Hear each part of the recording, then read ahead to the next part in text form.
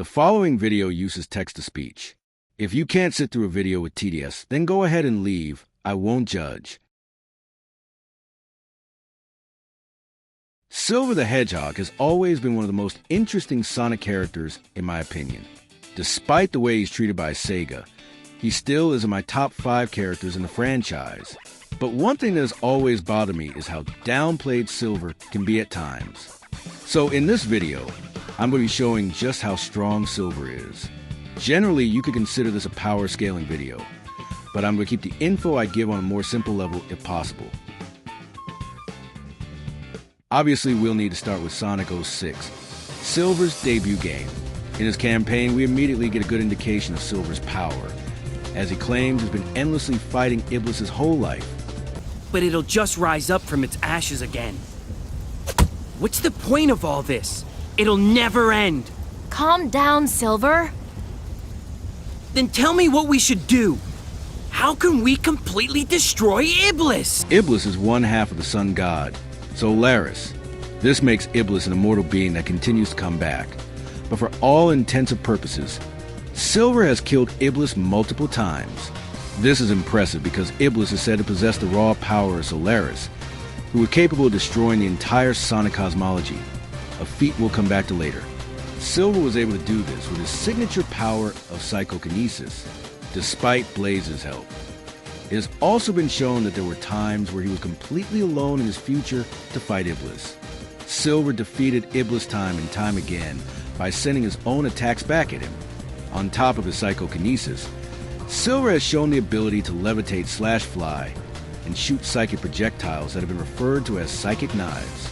Additionally, he was able to beat Sonic, who at this time was capable of outrunning a black hole, running fast enough to travel back in time, and was able to destroy machines powered by the Master Emerald in his base form. He almost defeats Sonic twice, but he is stopped by Amy the first time, and Shadow the second. After Shadow stops Silver, Silver engages in a fight with the Ultimate Life Form. This fight is often where people try to call Silver weak, but they would be wrong to do so. Silver and Shadow actually fought to a standstill, and were both tired. Silver, likely not having enough energy to use his powers, had to resort to physical attacks, which is not his strong suit. Shadow had to use a Chaos Emerald to even defeat Silver, and really he only subdued Silver. After doing so, Shadow gloats about the power of the Chaos Emeralds being able to control time, which is a fact that will be important later. Silver now knows that Chaos Emeralds can be used for time manipulation. With his new info, he immediately utilizes a Chaos Emerald that Shadow didn't know he had, in order to get the upper hand. This shows Silver's quick wits and good battle IQ. Shadow reacts quickly to Silver's use of his own Chaos Emerald encounters, making the two accidentally create a portal through the time. The two talk and eventually join forces. This also shows Silver can utilize Chaos Control just as well as Shadow. Huh? You induced Chaos Control. So far, we have learned that Silver has psychokinesis, good battle IQ, the ability to manipulate time with Chaos Emeralds, is able to keep up with and beat Sonic in a fight, who at this time is capable of outrunning a black hole in Sonic Shuffle, and has been able to defeat one half of a godlike being multiple times throughout his life. This is only the beginning for Silver's power, though.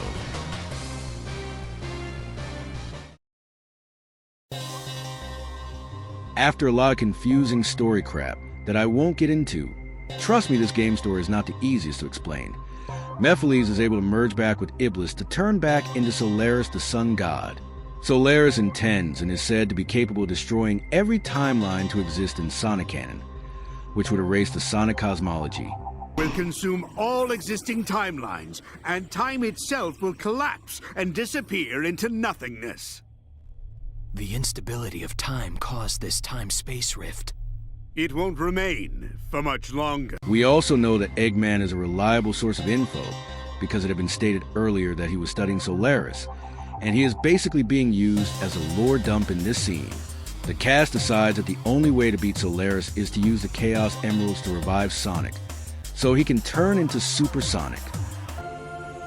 Sonic, come back. To me. To us. Actually, I don't have to show this part. We can just cut to when he's alive. Anyway, they revive Sonic and he turns Super, but also decide to share the Chaos Emerald's unlimited power with both Shadow and Silver.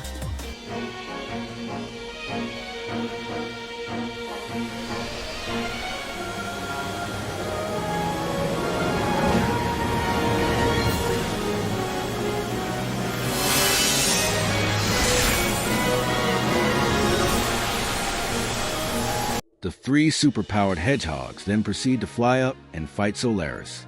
Now there's two things we need to know to gauge how strong Super Silver is from this fight. We need to know how much Silver contributes to the fight, and how big the Sonic cosmology actually is. For the first question, we actually know the answer pretty easily. All three of them basically fought Solaris on their own. Look at this cutscene. Abundant life form that exists in the past, present, and future. Defeating it here, now, would do nothing. No, I won't give up. There has to be a way. If you say it exists in the past, present, and future, I'll destroy them all at once. Certainly. It might have been possible if he was still alive.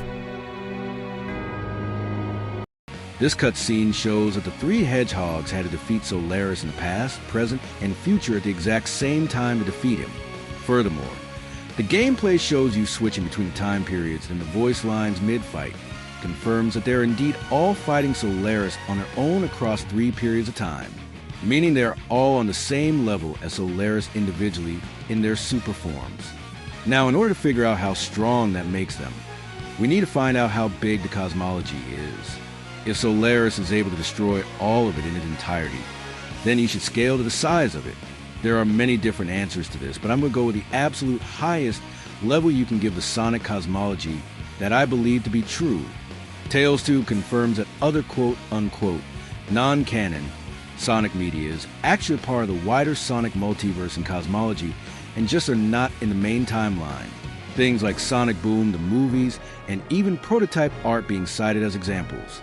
Furthermore, Ian Flynn, the head writer of Sonic, said this is true with all Sonic media, unless outright stated otherwise, lining up with the official Twitter, saying everything is canon. In the main canon alone, we have multiple dimensions and 4D spaces, such as Imaginary World, which holds all dreams, possibly across the entire cosmology, among other astral planes, and other dimensions such as the special zones from classic games.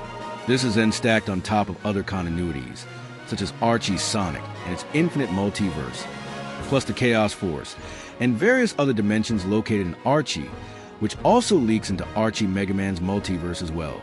Long story short, there's a lot. And if you're interested in the specifics, then you should go check out Speed Clanker's video on scaling game Sonic. I'll have it linked in the description. The gist of it that you need to know is that at best the canon Sonic cosmology, and by proxy Super Silver, is on outer versal scale. At worst it is around hyperversal, both of which being above multiversal levels of power. Not to mention, he still has all of his normal abilities in this form, is completely invulnerable due to how super forms work in Sonic, has time manipulation via the Chaos Emeralds as Shadow stated in 06 earlier, and his only real weakness is that this is on a time limit. One more thing I need to address before moving on is that Sonic 06 did happen, but the events were erased and nobody remembers it. This should mean all the feats are gone, right? No, they have simply been replaced by even stronger feats. After 06 Silver and Base fight Sonic, both Sonic Rivals 2 and Sonic Generations, and generally compares to him in an even amount. Sonic in Generations is able to fix time with his speed alone, and defeats Time Eater, who should be on the same level or upscale Solaris. It also confirmed in Sonic Forces that Sonic grows stronger every second, meaning after the end of Unleashed, he should have surpassed his 06 stats, since Silver fights post-Unleashed Sonic. He scales to a Sonic stronger than what I have shown from 06. Not only that, but super forms are all generally equal in power, meaning Super Silver is still as strong as I just mentioned. He even went super again in the IDW comics, so we know he can still go super post 06. Base Silver in current time should basically be universal at worst and multiversal at best, And Super is still hyperversal at worst and outerversal at best, as I had stated earlier. So that should give you a good idea on how strong Silver should be. I hope I explained decently enough to where you get at least a majority of it. And if you disagree, tell me why in the comments. Feedback is accepted, and you could maybe even sway my thoughts in your favor. Thanks for watching this. Either way, I appreciate it. I made it purely for fun, so don't take offense to anything I say. Be mature,